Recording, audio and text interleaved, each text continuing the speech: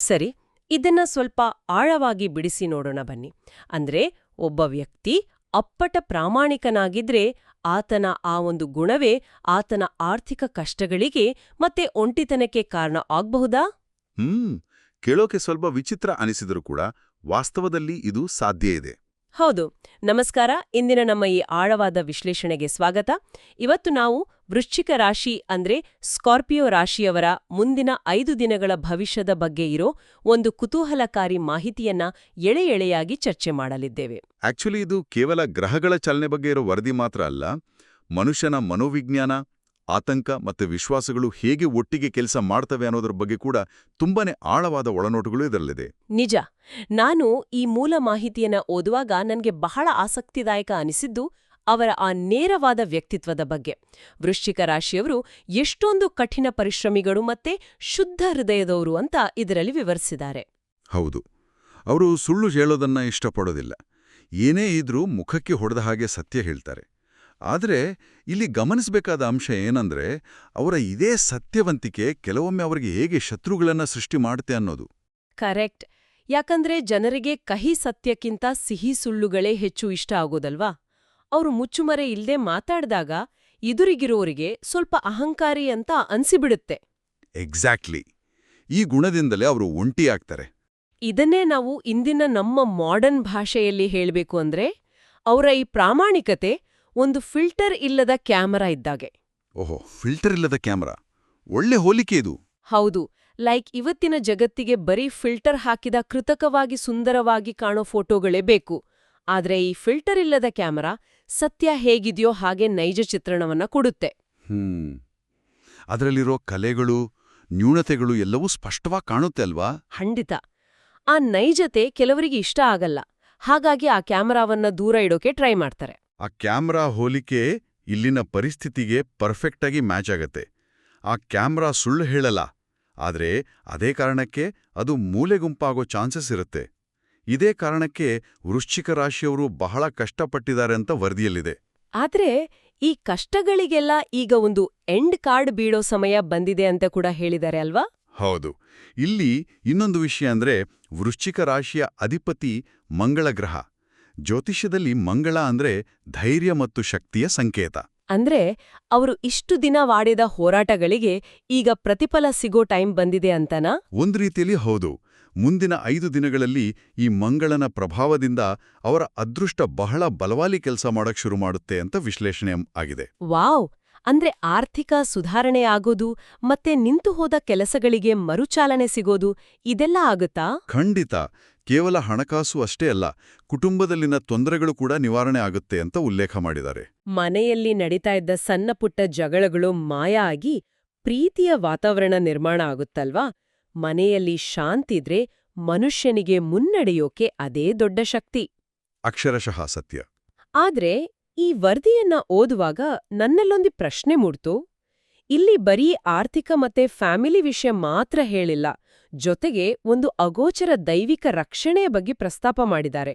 ಹೌದು, ಆ ಅಗೋಚರ ದೈವಿಕ ಶಕ್ತಿ ಸಾಕ್ಷಾತ್ ಪರಮಾತ್ಮನಾದ ಶಿವ ಅಂತ ಕೂಡ ಇದರಲ್ಲಿ ಬಹಿರಂಗಪಡಿಸಿದ್ದಾರೆ. ಅಂದ್ರೆ ವೃಶ್ಚಿಕ ರಾಶಿಯವರನ್ನ ಇಷ್ಟು ದಿನ ಕಾಪಾಡ್ತಾ ಬಂದಿರೋದು ಅದೇ ಶಕ್ತಿ ಅಂತ. ಕರೆಕ್ಟ್. ಈ 5 ದಿನಗಳಲ್ಲಿ ಶಿವನ ಅನುಗ್ರಹ ಹೆಚ್ಚಾಗಲಿದೆ ಅಂತ ಹೇಳಿದ್ದಾರೆ. ಹಾಗಾಗಿ ಹತ್ತಿರದ ಶಿವನ ದೇವಸ್ಥಾನಕ್ಕೆ ಭೇಟಿ ಕೊಟ್ಟು ತೆಂಗಿನಕಾಯಿ ಒಡೆದು ಪ್ರಾರ್ಥನೆ ಮಾಡಬೇಕು ಅಂತ ಸೂಚಿಸಿದ್ದಾರೆ. ಮತ್ತೆ ಹಸುಗಳು ಅಥವಾ ನಾಯಿಗಳಿಗೆ ಆಹಾರ ನೀಡೋದ್ರಿಂದ ದೋಷ ನಿವಾರಣೆಯಾಗಿ ಸಂಪತ್ತು ವೃದ್ಧಿಯಾಗುತ್ತೆ ಅಂತ ಕೂಡ ಹೇಳಿದ್ದಾರೆ. ಆದ್ರೆ ಇನ್ನಿ ನನ್ಗೆ ಒಂದು ಅನುಮಾನ ಶುರುವಾಯ್ತು. ಏನು ಅನುಮಾನ? ಅದೇ ದೇವ್ರು ನನ್ನನ್ನ ಕಾಪಾಡ್ತಾನೆ, 5 ದಿನದಲ್ಲಿ ದುಡ್ಡು ಬರುತ್ತೆ ಅನ್ನೋ ನಂಬಿಕೆ ಬಂದ್ಬಿಟ್ರೆ ಜನ ಸುಮ್ನೆ ಮೈಗಳ್ಳರಾಗಿ ಕೂರಲ್ವಾ ಅಂತ. ಕಷ್ಟ ಬಂದಾಗ ಯಾರೋ ನನ್ನನ್ನ ಕಾಯ್ತಾ ಇದ್ದಾರೆ ಅನ್ನೋ ಈ ನಂಬಿಕೆ ನಿಜಕ್ಕೂ ಹೇಗೆ ಕೆಲಸ ಮಾಡುತ್ತೆ? ಇದು ತುಂಬಾ ಇಂಟ್ರೆಸ್ಟಿಂಗ್ ಆದ ಪ್ರಶ್ನೆ. ಇದು ಕೇವಲ ಒಂದು ಧಾರ್ಮಿಕ ಆಚರಣೆನಾ, ಅಥವಾ ಇದು ಒಂದು ರೀತಿಯ ಮಾನಸಿಕ ಸೇಫ್ಟಿ ನೆಟ್ ಅಥವಾ ಸುರಕ್ಷತಾ ಜಾಲದ ತರ ಕೆಲಸ ಮಾಡುತ್ತಾ? ಆಕ್ಚುಲಿ ಇದನ್ನ ನಾವು ವಿಶಾಲ ದೃಷ್ಟಿಕೋನದಿಂದ ನೋಡಿದ್ರೆ ಇದ್ರ ಹಿಂದಿನ ಲಾಜಿಕ್ ಅರ್ಥ ಆಗತ್ತೆ. ಲೈಕ್ ಒಬ್ಬ ವ್ಯಕ್ತಿ ಸಾಲದ ಬಾಧೆಯಿಂದ ಅಥವಾ ವೈಫಲ್ಯಗಳಿಂದ ಕಂಗಿಟ್ಟಾಗ ಅವನ ಮೆದುಳಿನಲ್ಲಿ ಭಾರಿ ಆತಂಕ ಅಂದ್ರೆ ಆಂಗ್ಸೈಟಿ ಸೃಷ್ಟಿಯಾಗತ್ತೆ. ಹೌದು. ಟೆನ್ಷನ್ ಆದಾಗ ಸರಿಯಾದ ನಿರ್ಧಾರ ತಗೊಳೋಕ್ಕಾಗಲ್ಲ, ಎಲ್ಲವೂ ಬ್ಲ್ಯಾಂಕ್ ಅನ್ಸತ್ತೆ. ಎಕ್ಸಾಕ್ಟ್ಲಿ. ಅಂತಹ ಸಮಯದಲ್ಲಿ ನಾನು ಒಂಟಿಯಲ್ಲ, ದೈವಿಕ ಶಕ್ತಿ ನನ್ನ ಜೊತೆ ಇದೆ ಅನ್ನೋ ನಂಬಿಕೆ ಆ ಆತಂಕನ ಗಣನೀಯವಾಗಿ ಕಡಿಮೆ ಮಾಡುತ್ತೆ. ಓಹೋ, ಅಂದ್ರೆ ಇದು ಮೈಗಳ್ಳರನ ಮಾಡಲ್ಲ, ಬದಲಿಗೆ ಆ ಮಾನಸಿಕ ಸುರಕ್ಷತಾ ಜಾಲ ಅವರಿಗೆ ಮುಂದುವರಿಯೋಕೆ ಬೇಕಾದ ಪ್ರೇರಣೆ ಮತ್ತೆ ಆತ್ಮವಿಶ್ವಾಸ ಕೊಡುತ್ತೆ. ಕಾರ್ಟಿಸಾಲ್ ಅಥವಾ ಸ್ಟ್ರೆಸ್ ಹಾರ್ಮೋನ್ ಕಡಿಮೆ ಮಾಡುತ್ತೆ. ತುಂಬಾನೇ ಡೀಪ್ ಆದ ವಿಚಾರ ಇದು. ಜೊತೆಗೆ ಇದರಲ್ಲಿ ಇನ್ನೊಂದು ವಾಸ್ತವವನ್ನು ಬಿಚ್ಚಿಟ್ಟಿದ್ದಾರೆ. ಶಿವನ ಇಚ್ಛೆಯಂತೆ ಹಳೆ ನಮ್ಗೆ ಹೊಂದಾಣಿಕೆ ಆಗದ ವ್ಯಕ್ತಿಗಳು ನಮ್ಮ ಜೀವನದಿಂದ ದೂರ ಆಗ್ತಾರೆ ಅಂತ. ಆಕ್ಚುಲಿ ಜನ ದೂರ ಆದಾಗ ನಮಗೆ ನೋವಾಗುತ್ತೆ, ಆದ್ರೆ ಅದು ಒಳ್ಳೇದಕ್ಕೆ ಅಲ್ವಾ? ಹೌದು, ಹಳೆಯ ಜನ ದೂರ ಆದಾಗ್ಲೇ ನಮ್ಗೆ ನಿಜಕ್ಕೂ ಅಗತ್ಯ ಇರೋ ಹೊಸ ಅವಕಾಶಗಳು ಮತ್ತೆ ಹೊಸ ಜೀವನಕ್ಕೆ ಹತ್ತಿರ ಆಗೋಕೆ ಸಾಧ್ಯ. ಇದನ್ನ ಕೇಳ್ತಾ ಇದ್ರೆ ನನ್ಗೇನನ್ಸುತ್ತೆ ಅಂದ್ರೆ, ಮರದ ಒಣಗಿದ ಕೊಂಬೆಗಳನ್ನ ಕತ್ತರಿಸಿದಾಗ ಮಾತ್ರ ಹೊಸ ಚಿಗುರು ಬರೋಕೆ ಸಾಧ್ಯ ಅನ್ನೋ ಹಾಗೆ ಇದೆ. ಹಳೇದನ್ನ ಬಿಟ್ಟಾಗ್ಲೇ ಹೊಸದಕ್ಕೆ ಜಾಗ ಸಿಗೋದು. ಬಹಳ ಚೆನ್ನಾಗಿಳ್ರಿ. ಆದ್ರೆ ಇಷ್ಟೆಲ್ಲ ಪಾಸಿಟಿವ್ ಅಂಶಗಳ ಜೊತೆಗೆ ಈ ವರದಿಯಲ್ಲಿ ಎದುರಾಗೋ ಅಡೆತಡೆಗಳು ಮತ್ತೆ ಕೆಲವು ಸ್ಪಷ್ಟವಾದ ಎಚ್ಚರಿಕೆಗಳ ಬಗ್ಗೆಯೂ ಮಾತಾಡಿದ್ದಾರೆ. ಹೌದು, ಆ ವಾರ್ನಿಂಗ್ಸ್ ನೋಡಿದ್ದಾಗ ನನ್ಗಂತೂ ಆಶ್ಚರ್ಯ ಆಯಿತು. ಪ್ರಮುಖವಾಗಿ ಈ 5 ದಿನ ಯಶಸ್ಸು ಬರುವಾಗ ಫೈನಾನ್ಸ್ ವಿಚಾರದಲ್ಲಿ ಬಹಳ ಜಾಗರೂಕರಾಗಿ ಇರಬೇಕು ಅಂತ ಹೇಳಿದ್ದಾರೆ. ಖಂಡಿತ, ಯಾರಿಗೂ ಸಾಲ ಕೊಡಬಾರ್ದು ಮತ್ತೆ ಸಾಲ ಪಡೀಬಾರ್ದು ಅಂತ ಸ್ಪಷ್ಟವಾಗಿ ಸೂಚಿಸಿದ್ದಾರೆ. ಮತ್ತೆ ಅನಗತ್ಯ ಜಗಳಗಳಲ್ಲಿ ತಲೆ ಹಾಕಬಾರ್ದು ಅಂತ ಕೂಡ ಇದೆ. ಆದ್ರೆ ಇದರಲ್ಲಿ ನನಗೊಂದು ಅರ್ಥ ಆಗದ ವಿಚಾರ ಅಂದ್ರೆ ಈ ಎಸ್ ಮತ್ತೆ ಕೆ ಅಕ್ಷರದ ಬಗ್ಗೆ ಕೊಟ್ಟಿರೋ ಎಚ್ಚರಿಕೆ. ಎಸ್ ಮತ್ತೆ ಕೆ ಅಕ್ಷರದಿಂದ ಶುರುವಾಗುವ ಹೆಸರಿನವರಿಂದ ದೂರ ಇರಬೇಕು ಅನ್ನೋ ಪಾಯಿಂಟ್ ಅಲ್ವಾ? ಹೌದು, ಇಲ್ಲದಿದ್ರೆ ಅನಿರೀಕ್ಷಿತ ನಷ್ಟ ಉಂಟಾಗಬಹುದು ಅಂಟು ಬರೆದಿದ್ದಾರೆ. ಆದರೆ ಜ್ಯೋತಿಷಕ್ಕೂ ಇಂಗ್ಲಿಷ್ ಅಕ್ಷರಗಳಿಗೂ ಏನು ಸಂಬಂಧ?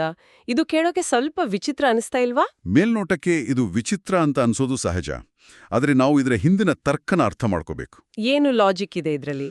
ಜ್ಯೋತಿಷ್ಯದಲ್ಲಿ ಹೆಸರುಗಳನ್ನ ಕೇವಲ ಅಕ್ಷರಗಳಾಗಿ ನೋಡಲ್ಲ, ಬದಲಿಗೆ ಉಚ್ಚಾರಣೆಯ ನಾದ ಅಥವಾ ಫೋನೆಟಿಕ್ ವೈಬ್ರೇಷನ್ಸ್ ಆಗಿ ನೋಡ್ತಾರೆ. ಓಹೋ, ಅಂದ್ರೆ ಧ್ವನಿ ಕಂಪನಗಳು ಅಂತ. ಎಕ್ಸಾಕ್ಟ್ಲಿ. ಶ, ಸ, ಕ ಅನ್ನೋ ಧ್ವನಿ ಕಂಪನಗಳು ಕೆಲವು ನಿರ್ದಿಷ್ಟ ನಕ್ಷತ್ರಗಳಿಗೆ ಕನೆಕ್ಟ್ ಆಗಿರುತ್ತೆ. ವೃಶ್ಚಿಕ ರಾಶಿಯ ಪ್ರಸ್ತುತ ಗ್ರಹಗತಿಗಳ ಪ್ರಕಾರ ಈ ಧ್ವನಿ ಕಂಪನಗಳು ಅವರಿಗೆ ವ್ಯತಿರಿಕ್ತ ಪರಿಣಾಮ ಬೀರಬಹುದು. ಅಂದ್ರೆ ಇದು ಇಂಗ್ಲಿಷ್ ಅಕ್ಷರಗಳ ಪ್ರಶ್ನೆ ಅಲ್ಲ, ಆ ಅಕ್ಷರಗಳು ಹೊರಡಿಸುವ ಶಬ್ದದ ಕಂಪನಗಳ ಪ್ರಶ್ನೆ. ಹೌದು, ಶಬ್ದ ತರಂಗಗಳ ಆಧಾರದ ಮೇಲೆ ಮಾಡಿರೋ ಲೆಕ್ಕಾಚಾರ ಇದು. ಹಾಗಾದ್ರೆ ಇದನ್ನೆಲ್ಲ ಕೇಳುವಾಗ ನನಗೆ ಅನ್ಸೋದೇನಂದ್ರೆ, ಇದೇನೋ ಒಂದು ಫಾಸ್ಟ್ ಆಗಿರೋ ಸ್ಪೋರ್ಟ್ಸ್ ಕಾರನ್ನ ಓಡಿಸುವಾಗ ಮುಂಚೆನೆ ಎದುರಾಗುವ ಸ್ಪೀಡ್ ಬ್ರೇಕರ್ ಬಗ್ಗೆ ಎಚ್ಚರಿಕೆ ಕೊಟ್ಟ ಹಾಗೆ ಇದೆ. ಆ ಸ್ಪೀಡ್ ಬ್ರೇಕರ್ ಹೋಲಿಕೆ ಇಲ್ಲಿಗೆ ಪರ್ಫೆಕ್ಟ್. ಕಾರು ಸ್ಪೀಡಾಗಿ ಹೋಗ್ತಾ ಇದೆ ಅಂತ ಕಣ್ಣು ಮುಚ್ಕೊಂಡು ಓಡಿಸೋಕ್ಕಾಗಲ್ಲ. ಹೌದು, ಮುಂದಿರೋ ಸ್ಪೀಡ್ ಬ್ರೇಕರ್ ಬಗ್ಗೆ ಗೊತ್ತಿದ್ರೆ ನಾವು ನಿಧಾನ ಮಾಡಿ ಯಾವುದೇ ಆಕ್ಸಿಡೆಂಟ್ ಇಲ್ಲದೆ ಸೇಫ್ ಆಗಿ ಮುಂದೆ ಹೋಗಬಹುದು. ಕರೆಕ್ಟ್. ಆರ್ಥಿಕ ಏಳಿಗೆ ಆಗ್ತಿರುವ ಸಮಯದಲ್ಲಿ ನಮ್ಮ ಆದಾಯದ ಬಗ್ಗೆ ಯಾರಿಗೂ ಹೇಳ್ಕೊಳ್ದಿರೋದು ಮತ್ತೆ ಕೆಲವು ಜನರಿಂದ ಅಂತರ ಕಾಯ್ದುಕೊಳ್ಳೋದು ಜಸ್ಟ್ ಜ್ಯೋತಿಷ್ಯ ಅಲ್ಲ.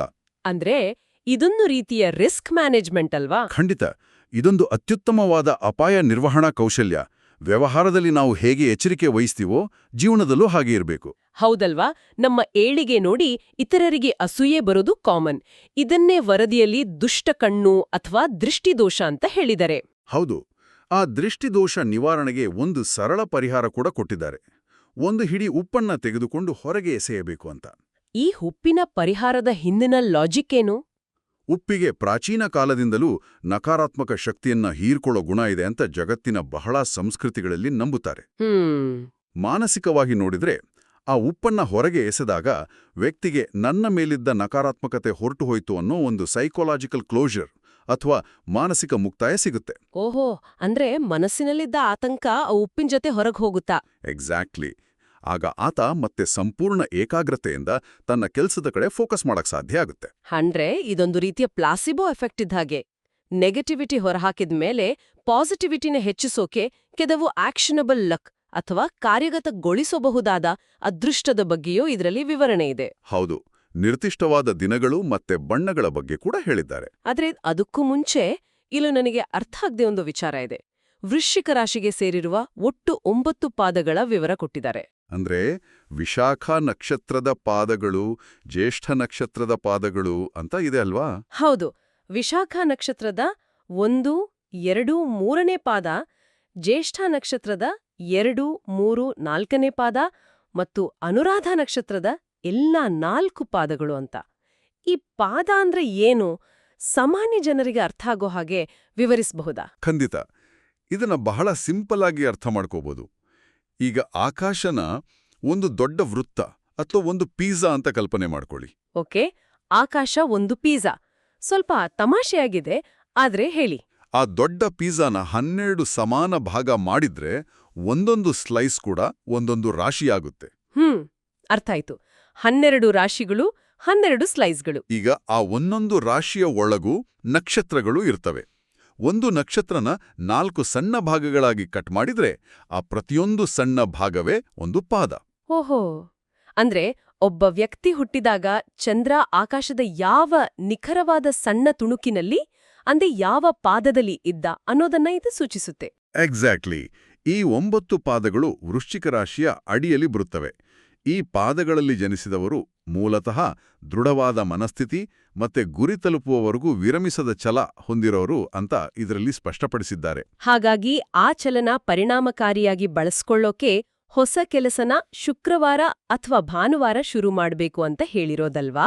ಹೌದು, ಶುಕ್ರವಾರ ಮತ್ತೆ ಭಾನುವಾರ ಅತ್ಯಂತ ಶುಭ. ಮತ್ತೆ ಬಣ್ಣಗಳ ಬಗ್ಗೆ ಕೂಡ ಎಚ್ಚರಿಕೆ ಇದೆ. ಈ 2 ದಿನ ಕಪ್ಪು ಬಟ್ಟೆಗಳನ್ನ ಖಂಡಿತ ಹಾಕಬಾರದು ಅಂತ. ಯಾಕಂದ್ರೆ ಕಪ್ಪು ಬಣ್ಣ ಸಾಮಾನ್ಯವಾಗಿ ಶಕ್ತಿ ಮತ್ತೆ ಬೆಳಕನ್ನ ಸಂಪೂರ್ಣವಾಗಿ ಹೀರ್ಕೊಳ್ಳುತ್ತಲ್ವಾ? ಹೌದು, ವಿಜ್ಞಾನದಲ್ಲೂ ಇದನ್ನೇ ಹೇಳ್ತಾರೆ. ಶುಭ ಕಾರ್ಯ ಮಾಡುವಾಗ ಸಕಾರಾತ್ಮಕ ಶಕ್ತಿ ಹೊರಸೂಸೋ ಬಣ್ಣಗಳನ್ನೇ ಹಾಕಬೇಕು. ಬದಲಿಗೆ ಹಸಿರು, ಕೆಂಪು, ಹಳದಿ, ನೀಲಿ, ಬಿಳಿ ಮತ್ತೆ ಗುಲಾಬಿ ಬಣ್ಣಗಳು ಶುಭ ಅಂತ ತಿಳಿಸಿದ್ದಾರೆ. ಮತ್ತೆ 3 ಮತ್ತು 7 ಅದೃಷ್ಟ ಸಂಖ್ಯೆಗಳು ಅಂತ ಸೇರಿಸಿದ್ದಾರೆ. ಜೊತೆಗೆ ವಿದ್ಯಾರ್ಥಿಗಳಿಗೆ ಉತ್ತಮ ಶಿಕ್ಷಣ ಮತ್ತೆ ಉದ್ಯೋಗಿಗಳಿಗೆ ಪ್ರಮೋಷನ್ ಅಥವಾ ಸಂಬಳ ಹೆಚ್ಚಳದ ಅವಕಾಶಗಳ ಬಗ್ಗೆಯೂ ಪ್ರಸ್ತಾಪ ಇದೆ. ಈ ನಿರ್ದಿಷ್ಟ ಬಣ್ಣಗಳು, ದಿನಗಳು ಮತ್ತೆ ಸಂಖ್ಯೆಗಳನ್ನ ನಮ್ಮ ಡೈಲಿ ಲೈಫ್ನಲ್ಲಿ ಅಳವಡಿಸ್ಕೊಳ್ಳೋದನ್ನ ನೋಡಿದ್ರೆ ನನ್ಗಿದೊಂದು ಗೇಮಿಫಿಕೇಶನ್ ತರಹ ಭಾಸಾಗುತ್ತೆ. ಗೇಮಿಫಿಕೇಶನ್ ಅಂದ್ರೆ ನಮ್ಮ ದೈನಂದಿನ ಜೀವನ ಒಂದು ಆಟದ ರೀತಿಯಲ್ಲಿ ಡಿಸೈನ್ ಮಾಡ್ಕೊಳ್ಳೋದಲ್ವಾ? ಹೌದು. ನೋಡಿ, ನಮ್ಮ ದಿನನಿತ್ಯದ ಕೆಲಸಗಳು ಒಮ್ಮೊಮ್ಮೆ ಬಹಳ ಬೇಸರ ತರಿಸ್ತವೆ. ಆದ್ರೆ ಇಂದು ನಾನು ಕೆಂಪು ಬಟ್ಟೆ ಹಾಕ್ಬೇಕು ಯಾಕಂದ್ರೆ ಇದು ನನ್ನ ಗುರಿಗೆ ಹೆಲ್ಪ್ ಆಗುತ್ತೆ ಅಂತ ಅನ್ಕೊಂಡ್ರೆ ಮೆದುಳು ಆಕ್ಟಿವ್ ಆಗುತ್ತೆ. ಲೈಕ್ ನನ್ನ ಪ್ರಮುಖ ಕೆಲಸನ 3ನೇ ತಾರೀಖು ಮಾಡಬೇಕು ಅಂತ ಡಿಸೈಡ್ ಮಾಡೋದು. ಎಕ್ಸಾಕ್ಟ್ಲಿ. ಆಗ ನಮ್ಮ ಮೆದುಳು ಅದನ್ನ ಒಂದು ಟಾಸ್ಕ್ ತರಹ ಸ್ವೀಕರಿಸುತ್ತೆ. ಇದ್ರಿಂದ ಆ ಹಳೆ ಕೆಲಸಗಳಲ್ಲೇ ಒಂದು ಹೊಸ ಉತ್ಸಾಹ ಬರುತ್ತೆ. ಹೌದು, ಈ ವ್ಯವಸ್ಥಿತ ನಿಯಮಗಳು ಮನಸ್ಸಿಗೆ ಒಂದು ಸ್ಪಷ್ಟವಾದ ನಕ್ಷೆ ಅಂದ್ರೆ ಒಂದು ರೋಡ್ ಮ್ಯಾಪ್ ಮತ್ತೆ ಶಿಸ್ತನ್ನ ಒದಗಿಸ್ತವೆ. ನಾವೇನಾದ್ರೂ ಸಾಧಿಸ್ಬೇಕು ಅಂದ್ರೆ ಮನಸ್ಸು ಚಂಚಲ ಆಗ್ಬಾರ್ದಲ್ವಾ? ಕರೆಕ್ಟ್. ಆ ಏಕಾಗ್ರತೆ ಬಹಳ ಮುಖ್ಯ. ಈ ದಿನವೇ ಮಾರ್ಬೇಕು, ಈ ಬಣ್ಣವೇ ಹಾಕ್ಬೇಕು ಅನ್ನೋ ನಿಯಮಗಳು ನಮ್ಮ ಫೋಕಸ್ನ ಒಂದು ಬಿಂದುವಿನ ಕಡೆ ಕೇಂದ್ರೀಕರಿಸೋಕೆ ಹೆಲ್ಪ್ ಮಾಡ್ತವೆ. ಏಕಾಗ್ರತೆ ಹೆಚ್ಚಾದಾಗ ಯಶಸ್ಸು ತಾನಾಗೇ ಬರುತ್ತೆ. ಅಂದ್ರೆ ಕೇವಲ ದೇವ್ರು ಕಾಪಾಡ್ತಾನೆ ಅಂತ ಕೂರ್ದೆ ನಮ್ಮ ಕಡೆಯಿಂದಲೂ ಒಂದು ಶಿಸ್ತು ಬೇಕು ಅನ್ನೋದು ಇದರ ಅರ್ಥ. ಹೌದು. ಇನ್ನೊಂದು ವಿಚಾರ ಗಮನಿಸಿ. ಈ ವರದಿಯ ಕೊನೆಯಲ್ಲಿ ಒಂದು ಮಾತನ್ನ ಸ್ಪಷ್ಟವಾಗಿ ಹೇಳಿದ್ದಾರೆ. ಇವೆಲ್ಲವೂ ಕೆಲಸ ಮಾಡೋದು ಆ ವ್ಯಕ್ತಿಯಲ್ಲಿ ಸಹಾನುಭೂತಿ, ಕರುಣೆ ಇದ್ದಾಗ ಮಾತ್ರ. ವೃಶ್ಚಿಕ ರಾಶಿಯವರಲ್ಲಿ ಇತರರ ಬಗ್ಗೆ ಇರೋ ದಯೆ ಮತ್ತೆ ಮೋಸ ಮಾಡ್ದಿರೋ ಗುಣ ಬಹಳ ಮುಖ್ಯ ಆಗತ್ತೆ. ಕರೆಕ್ಟ್. ಕೇವಲ ತಾಂತ್ರಿಕವಾಗಿ ಬಣ್ಣ ಹಾಕೋದ್ರಿಂದ ಅದೃಷ್ಟ ಬರಲ್ಲ. ಒಳಗಿನ ಶುದ್ಧತೆ ಮತ್ತೆ ಇತರರಿಗೆ ಕೇಡು ಬಯಸದಿರೋ ಗುಣ ಕೂಡ ಅಷ್ಟೇ ಇಂಪಾರ್ಟೆಂಟ್. ಸರಿ, ನಾವು ಇಷ್ಟೊತ್ತು ಚರ್ಚೆ ಮಾಡಿದ ಎಲ್ಲಾ ಮಾಹಿತಿಯನ್ನ ಒಮ್ಮೆ ಸಂಕ್ಷಿಪ್ತವಾಗಿ ಮೆಲ್ಕು ಹಾಕೋದಾದ್ರೆ, ವೃಶ್ಚಿಕ ರಾಶಿಯವರಿಗೆ ಕಾದಿರೋ ಆ 5 ದಿನಗಳ ಶುಭ ಕಾಲ ಮತ್ತೆ ಶಿವನ ಅಗೋಚರ ರಕ್ಷಣೆಯ ನಂಬಿಕೆ ಆತಂಕನ ಹೇಗೆ ಕಡಿಮೆ ಮಾಡತ್ತೆ ಅಂತ ನೋಡಿದ್ವಿ. ಹೌದು. ಜೊತೆಗೆ ಎಸ್ ಮತ್ತೆ ಕೆ ಅಕ್ಷರದವರ ಬಗ್ಗೆ ಇರೋ ಎಚ್ಚರಿಕೆ, ಹಣಕಾಸಿನ ವಿಚಾರದಲ್ಲಿ ಜಾಗರೂಕತೆ ಕೇವಲ ಜ್ಯೋತಿಷ್ಯ ಅಲ್ಲ, ಅದೊಂದು ಸ್ಪೀಡ್ ಬ್ರೇಕರ್ ಅಥವಾ ರಿಸ್ಕ್ ಮ್ಯಾನೇಜ್ಮೆಂಟ್ ಅಂತ ಅರ್ಥ ಮಾಡ್ಕೊಂಡ್ವಿ. ಕೊನೆಯದಾಗಿ ಆ ಉಪ್ಪಿನ ಪರಿಹಾರ ಮತ್ತೆ ಅದೃಷ್ಟದ ಬಣ್ಣ, ಸಂಖ್ಯೆಗಳು ಜೀವನಕ್ಕೆ ಹೇಗೆ ಶಿಸ್ತು ಮತ್ತೆ ಉತ್ಸಾಹನ ಕೊಡುತ್ತೆ ಅಂತ ವಿಶ್ಲೇಷಣೆ ಮಾಡಿದ್ವಿ. ಈ ಇಡೀ ವರದಿಯಿಂದ ನಾವು ಕಲಿಬಹುದಾದ ದೊಡ್ಡ ಜೀವನ ಪಾಠ ಏನಂದ್ರೆ, ಕೇವಲ ಜಾತಕದಲ್ಲಿ ಅದೃಷ್ಟ ಇದ್ರೆ ಸಾಲ್ದು, ಕಠಿಣ ಪರಿಶ್ರಮ, ಪ್ರಾಮಾಣಿಕತೆ ಮತ್ತೆ ಛಲ ಇದ್ದಾಗ ಮಾತ್ರ ಆ ಅದೃಷ್ಟ ಒಲಿಯುತ್ತೆ ಅನ್ನೋದು. ಖಂಡಿತ. ಇದೆಲ್ಲವನ್ನೂ ಆಳವಾಗಿ ಯೋಚನೆ ಮಾಡಿದಾಗ ಕೊನೆಯಲ್ಲಿ ನನ್ನ ಮನಸ್ಸಿನಲ್ಲಿ ಒಂದು ಅತಿ ದೊಡ್ಡ ಪ್ರಶ್ನೆ ಮೂಡುತ್ತೆ. ಯಾವ ಪ್ರಶ್ನೆ ಅದು? ಜ್ಯೋತಿಷ್ಯ ಭವಿಷ್ಯ ನುಡಿದಿದ್ದಕ್ಕಾಗಿ ಆ ಭವಿಷ್ಯ ನಿಜ ಆಗುತ್ತಾ? ಅಥವಾ ನನ್ನನ್ನ ಕಾಯೋಕೆ ದೈವಿಕ ಶಕ್ತಿ ಇದೆ ಅನ್ನೋ ಈ ಭರವಸೆಯ ಮಾತುಗಳನ್ನ ಕೇಳಿ ನಮ್ಮ ನಡವಳಿಕೆಯಲ್ಲಿ ಮೂಡುವ ಆತ್ಮವಿಶ್ವಾಸ ನಾವೇ ನಮ್ಮ ಯಶಸ್ಸನ್ನ ಸೃಷ್ಟಿ ಮಾಡುವಂತೆ ಮಾಡುತ್ತಾ? ವಾವ್! ಅಂದ್ರೆ ನಂಬಿಕೆ ವಾಸ್ತವನ್ನ ಸೃಷ್ಟಿ ಮಾಡುತ್ತಾ ಅನ್ನೋದು ಒಂದು ಪ್ರಬಲವಾದ ಚಿಂತನೆ. ಹೌದು, ಭವಿಷ್ಯ ನಂಬಿಕೆಯನ್ನ ಸೃಷ್ಟಿ ಮಾಡುತ್ತಾ ಅಥವಾ ಆ ನಂಬಿಕೆಯೇ ವಾಸ್ತವನ್ನ ಸೃಷ್ಟಿಸುತ್ತಾ? ಜೀವನದ ಕಷ್ಟಗಳೆಂಬ ಆ ಫಿಲ್ಟರ್ ಇಲ್ಲದ ಕ್ಯಾಮ್ರಾನ ಎದುರಿಸುವಾಗ ಈ ನಂಬಿಕೆ ನಮ್ಗೆ ಎಷ್ಟು ಅಗತ್ಯ ಅನ್ನೋದನ್ನ ಕೇಳುಗರೆ ಅನ್ವೇಷಣೆ ಮಾಡಬೇಕು. ಖಂಡಿತ. ಪ್ರತಿಯೊಬ್ಬರೂ ತಮ್ಮೊಳಗೆ ತಾವು ಕೇಳ್ಕೊಳ್ಬೇಕಾದ ಪ್ರಶ್ನೆ ಇದು. ಎಸ್, ಈ ಒಂದು ಆಳವಾದ ಚಿಂತನೆಯನ್ನ ನಿಮ್ಗೆ ಬಿಡುತ್ತಾ ಇಂದಿನ ನಮ್ಮ ಈ ವಿಶೇಷ ಚರ್ಚೆಯನ್ನ ಇಲ್ಲಿಗೆ ಮುಕ್ತಾಯಗೊಳಿಸೋಣ. ನಮಸ್ಕಾರ.